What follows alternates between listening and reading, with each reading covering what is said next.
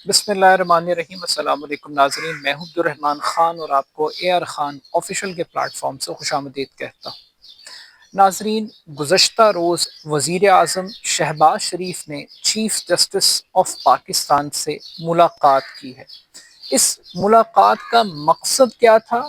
इस मुलाकात के ज़रिए क्या पैगाम देने की कोशिश की गई है? इस मुलाकात की टाइमिंग कितनी इम्पोर्टेंट है और मुल्की सियासत पर इस मुलाकात के क्या असरात मुरतब होंगे? आज के इस व्लॉग में हम इन तीन बुनियादी नुकात पर बात करेंगे। मीडिया रिपोर्ट्स के मुताबिक गुज़श्ता रोज़ प्राइम मिनिस्टर ऑफ पाकिस्तान अपनी पूरी लीगल टीम के साथ चीफ जस्टिस ऑफ पाकिस्तान की रिहाइशगाह पर पहुंचे। उनसे उन्होंने मुलाकात की। इस मुलाकात के बाद एक मुश्तरका तस्वीर जारी की गई और जिसमें चीफ जस्टिस ऑफ पाकिस्तान भी थे, प्राइम मिनिस्टर थे, प्राइम मिनिस्टर की लीगल टीम थी, वजीर कानून थे, मुशीर कानून थे, अटॉर्नी जनरल थे, लॉ एंड जस्टिस कमीशन की सेक्रेटरी थी। तो कहने का मकसद है कि उस तस्वीर के ज़रिए एक इलामिया जारी किया गया। इस इलामिये में रवायती गुफ्तगू की गई जिसमें बताया गया कि प्राइम मिनिस्टर की जानिब से टैक्स मुकदमात के हवाले से गुफ्तगू की गई, लापता अफराद के हवाले से गुफ्तगू की गई और मुल्क की मजमूई मुआशी और सिक्योरिटी सूरत हाल पर बात की गई। मगर इंटरेस्टिंग चीज़ ये थी कि चीफ जस्टिस ऑफ पाकिस्तान की जानिब से ये कहा गया इलामिये में कि वो अपोजिशन को भी मदऊ करेंगे, उनसे तजावीज़ लेंगे ताकि कोई भी एक्शन, कोई भी ऐसी कानून साजी, ऐसा इकदाम मुतनाज़ा ना हो सुप्रीम कोर्ट के मैटर्स के हवाले से। अब इलामिये के मुताबिक ये तासुर देने की कोशिश की गई कि बुनियादी तौर पर चीफ जस्टिस ऑफ पाकिस्तान की दावत पर प्राइम मिनिस्टर ऑफ पाकिस्तान ने उनसे मुलाकात की है, मगर प्रैक्टिकली ये बात कॉन्ट्रडिक्टरी है। इसकी बुनियादी वजह यह है कि प्राइम मिनिस्टर की जानिब से चंद दिन पहले एक ख़त लिखा गया। उस ख़त के जवाब में आज प्राइम मिनिस्टर को बुलाया गया, मदऊ किया गया और उस पर बातचीत की गई। तो ये वजह बुनियादी तौर पर प्राइम मिनिस्टर का वो ख़त था जिसकी बुनियाद पर ये मीटिंग अरेंज हुई। तो ये तासुर गलत है कि ये मुलाकात चीफ जस्टिस ने इनिशिएट की, बुनियादी तौर पर ये प्राइम मिनिस्टर ने इनिशिएट की थी। अब इस मुलाकात के अंदर जो दूसरी काबिल एतराज़ बात मीडिया के अंदर रिपोर्ट की जा रही है वो ये की जा रही है कि बुनियादी तौर पर जो अदालती पॉलिसी साज कमेटी है उसका एजेंडा प्राइम मिनिस्टर को भेजा गया था ताकि प्राइम मिनिस्टर की जानिब से उस पॉलिसी मेकिंग के ऊपर तजवीज़ सामने आए, मगर प्रैक्टिकली कोई एक तजवीज़ भी रिपोर्ट नहीं की गई जो प्राइम मिनिस्टर या उनकी लीगल टीम की जानिब से चीफ जस्टिस ऑफ पाकिस्तान को रिटल, वर्बल या ओरल आप कह लीजिए नहीं प्रेजेंट की गई। तो कोई किसी किस्म की कोई तजवीज़ सामने नहीं आई। अब यहाँ पर एक तीसरा एतराज़ उठाया जा रहा है कि इस मुलाकात में सुप्रीम कोर्ट ऑफ पाकिस्तान के जो दीगर जजेस थे, जो पोनी जजेस थे, जो सीनियर जजेस थे चीफ जस्टिस के बाद, उनमें से कोई एक जज भी शामिल नहीं था। ये खालिस चीफ जस्टिस की प्राइम मिनिस्टर के साथ और उनकी टीम के साथ मुलाकात थी। इस मुलाकात के लिए भी सुप्रीम कोर्ट के प्राइमिसेस को चूज नहीं किया गया बल्कि चीफ जस्टिस हाउस का इंतखाब किया गया और एक क्लोज डोर मीटिंग की गई है। तो जब आप मुशावरत करते हैं, तजावीज़ लेते हैं, पॉलिसी मेकिंग पर बात करते हैं, तो कम से कम आप अपने फेलो जजेस को, अपनी लीगल टीम को साथ बैठाते हैं। यानी कि जो दीगर जज साहिबान हैं, मंसूर अली शाह हैं, मुनीब अख्तर हैं, अतर मिनल्लाह हैं, आयशा मलिक हैं, जो अल्टरनेटिव जजेस first year, second year, third year available हैं, आप उनको बिठाते हैं ताकि किसी भी किस्म का कोई गलत मैसेज ना जाए। अब इस मुलाकात में प्राइम मिनिस्टर ने चीफ जस्टिस से सोलो मुलाकात की, अकेले थे। चीफ जस्टिस साहब, उनकी मावनत के लिए कोई भी अवेलेबल नहीं था।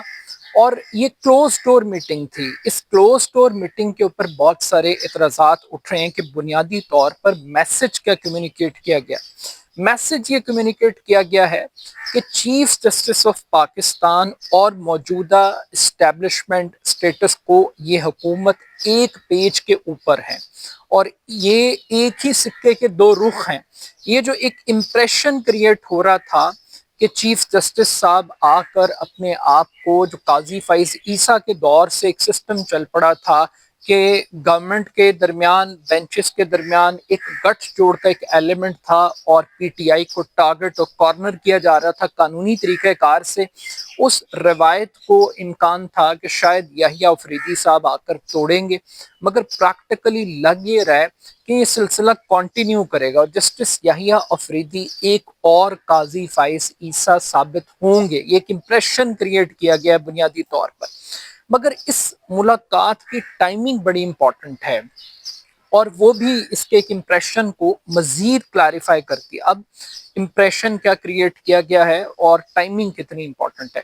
یہ ملاقات ایک ایسے وقت میں ہو رہی ہے جب چیف جسٹس آف پاکستان سے آئی ایم ایف کے ڈیلیگیشن نے ملاقات کی، چیف جسٹس سے یورپی یونین کے انسانی حقوق سے متعلق سفیر نے ملاقات کی، اور چیف جسٹس آف پاکستان کو عمران خان صاحب کی جانب سے ایک سنجیدہ خط ملا اور اسی خط کی بنیاد پر عمران خان صاحب نے کہا کہ اس خط کو میں نے ججز کمیٹی کو بھیج دیا ہے. یہ آرٹیکل انڈر 184(3) کے تحت یہ خط بڑا میٹر کرتا ہے. تو ایک پریشر کو ریلیز کرنے کی کوشش کی گئی کیونکہ امپریشن یہ مل رہا تھا کہ جو عالمی ادارے ہیں وہ پاکستان کے جوڈیشل سسٹم سے خوش نہیں ہیں. عالمی اداروں کو لگ رہا ہے کہ پاکستان کے اندر جو اکاؤنٹیبلٹی کا پروسیس ہے، جو رول آف لا کے میٹرز ہیں، وہ ٹھیک طریقے سے رن نہیں کیا جا رہے اور ان کی کمپلینٹس اور عمران خان صاحب کی کمپلینٹس سیم تھی. مطلب مثال کے طور پہ خود چیف جسٹس نے یہ بات پبلکلی میڈیا نمائندوں کو بتائی کہ آئی ایم ایف کے ڈیلیگیشن نے ہم سے ججز کی تقرری کے معاملات پر سوالات اٹھائے، انہوں نے 26ویں آئینی ترمیم کے معاملات پر اعتراضات اٹھائے اور اس پر چیف جسٹس نے کہا کہ ہم نے ان کو کلیئر کٹ یہ کہا ہے کہ یہ ہمارا کام نہیں ہے کہ ہم آپ کو تفصیلات بتائیں. اب یہی باتیں عمران خان صاحب کر رہے ہیں. عمران خان صاحب کے خطوط کیا کہہ رہے ہیں؟ وہ 26ویں آئینی ترمیم پہ اعتراض اٹھا رہے ہیں، وہ ملٹری کورٹ میں سویلین کے ٹرائلز پر اعتراض اٹھا رہے ہیں، وہ 9 مئی کے مقدمات پر اعتراض اٹھا رہے ہیں، وہ جوڈیشل کمیشن بنانے کی باتیں کر رہے ہیں، وہ الیکشن کے اندر جس طریقے سے جوڈیشری کو مینج کیا گیا، پولیٹیکل انجینئرنگ اور جوڈیشل انجینئرنگ پاکستان کے اندر انٹروڈیوس کروائی گئی، ان سارے کے سارے معاملات کو باقاعدہ طور پر ڈسکشن کے اندر لایا گیا ہے. تو اب ایک زمانہ تھا کہ جب پاکستان کے اندر اور دنیا کے عدالتی نظام کے اندر ایک بات کہی جاتی تھی کہ جج نہیں بولتے، ججوں کے فیصلے بولتے ہیں. مگر پاکستان میں ایک نئی روایت پڑ گئی ہے اور روایت یہ ہے کہ جج نہیں بولتے، ان کے خطوط بولتے ہیں. یہ ملاقات ایک ایسے ٹائم پر ہو رہی ہے جب سپریم کورٹ میں ایک کلیئر کٹ ڈویژن ہے. ہم خیال ججز لائے جا رہے ہیں، سپریم کورٹ میں ججز کی تعداد کو بڑھا کر جو بیلنس آف پاور تھا اس کو چینج کرنے کی کوشش کی جا رہی ہے. جتنے آزاد خیال ججز تھے، سینئر موسٹ ججز تھے، جو اینٹی اسٹیبلشمنٹ کنسیڈر ہوتے ہیں اپنے فیصلوں کی وجہ سے، ان تمام تر ججز کو کھڈے لائن لگایا جا رہا ہے، ان کو کارنر کیا جا رہا ہے.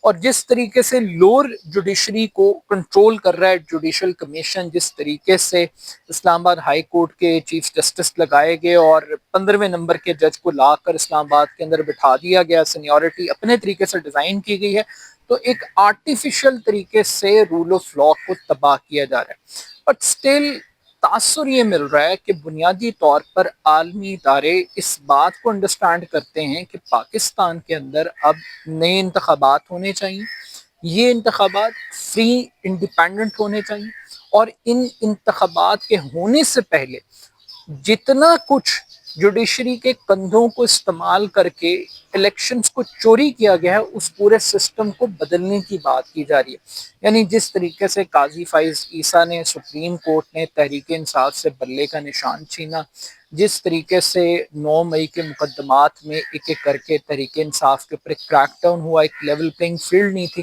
تو اب ایک امپریشن یہ کریٹ ہو رہا ہے کہ بنیادی طور پر سپریم کورٹ اپنی اس غلطی کو سدھارے، اور سدھارنے کے لیے عالمی ادارے اب پاکستان کے اندر قانونی معاملات کی نگرانی کریں گے، انتخابی عمل کی نگرانی کریں گے۔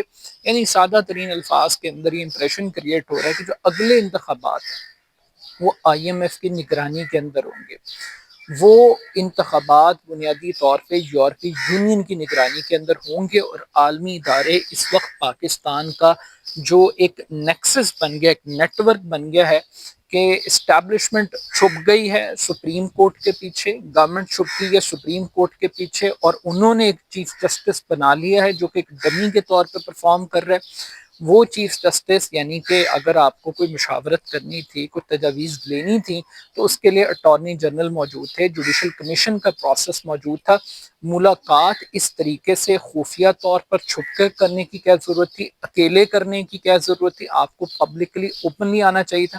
تو آئی تھنک کہ کچھ لوگ یہ بھی کہہ رہے ہیں کہ اس ملاقات کے ذریعے پرائم منسٹر نے یہ گیج کرنے کی کوشش کی ہے کہ عالمی ادارے سپریم کورٹ آف پاکستان سے کیا چاہتے ہیں۔ آلدو کہ ایک تنقید یہ ضرور ہو رہی ہے کہ پاکستان کی جوڈیشری کو آئی ایم ایف کے تابع کر دیا گیا، آئی ایم ایف کو جواب دہ بنا دیا گیا۔ یہ پاکستان کے معاشی معاملات کے بعد قانونی اور سیاسی معاملات کے اندر براہ راست ایک مداخلت ہے، مگر اس مداخلت کی وجوہات کیا ہیں، اس مداخلت کا جواز کس نے فراہم کیا ہے، یہ ایک علیحدہ ڈبیٹ ہے۔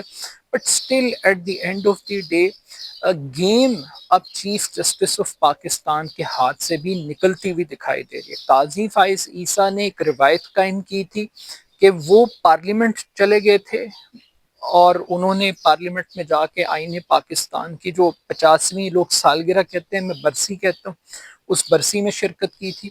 اور آج ہم دیکھ رہے ہیں کہ prime minister of Pakistan chief justice صاحب سے آ کے ملاقاتیں کر رہے ہیں۔ عمران خان کے خط تو بڑے چبھ رہے ہیں اپوزیشن جماعتوں کو۔ عمران خان کے خط، اپوزیشن جماعت سے مراد یہ ہے کہ جو ان کی اپوزیشن یعنی کہ جو گورنمنٹ ہے، ان کو عمران خان صاحب کے خطوط میں این آر او کی فریاد تو دکھائی دے رہی ہے، لیکن پرائم منسٹر کو خط لکھنے کی ضرورت کیوں پیش آ رہی ہے؟ پرائم منسٹر کس چیز کا N R O chief justice سے مانگ رہے؟ پرائم منسٹر کو کس چیز کا خوف لاحق ہے کہ ان کو بھاگ بھاگ کر جانا پڑ رہا ہے چیف جسٹس صاحب سے ملاقات کے لیے؟ But still at the end of the day یہ جو نیکسز اور نیٹ ورک بن گیا ہے اسٹیبلشمنٹ کا کہ وہ سپریم کورٹ کے کنوں سے اپوزیشن کو دیوار پہ لگائیں گے اور ان تمام مقدمات کو اپنے مطابق ہینڈل کریں گے جو اسٹیبلشمنٹ کے لیے اور باقی اداروں کے لیے مشکلات پیدا کر سکتے ہیں۔ اسٹل دیکھتے ہیں کہ کیا ہوگا، لیکن لگ یہی رہا ہے کہ چیف جسٹس آف پاکستان کے بھی اب ہاتھ کھڑے ہیں۔ یہ حکومت کی الٹی گنتی شروع ہونے کا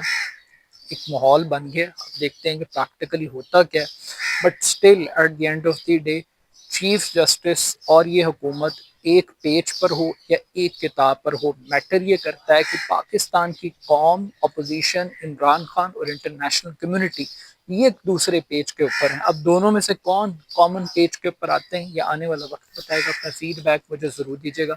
میرے YouTube channel A R Khan official کو ضرور سبسکرائب کیجیے گا۔ بہت شکریہ، اللہ حافظ۔